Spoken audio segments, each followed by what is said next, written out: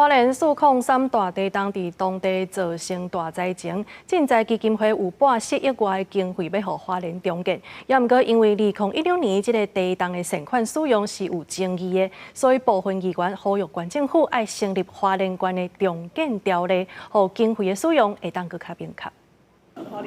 受到0206善款使用受到争议的影响，这个花莲04、03地震了后，政府收到的善款敢若4亿5300万，甲0206迄当阵收到27亿来比是无到5分之。明明灾害发生在花莲，民众却宁愿捐给中央。那启动捐款之后，居然随处都可以看见不要捐给花莲的这种讯息。 部分的议员认为讲，都是因为0206了后，善款使用的方式，历史捐款的人对花莲无信任，所以在地已经有联署，希望能透过地方自治法，成立花莲县家己的重建条例。5月1号，多达将近300人的联署来要求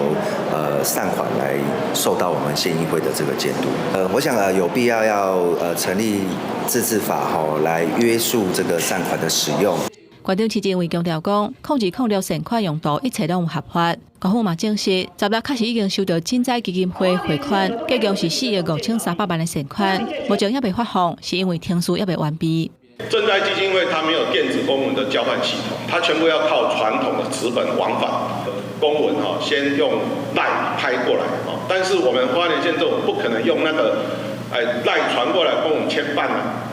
迄当初的921基金会执行长贾志成教授认为讲，地方议会要成立专法并无前例，而且当善款变作是公务预算的时阵会白卡白手，可能就会失去意义。目前的做法，用无了的善款，拢是成立其他的灾害基金来使用。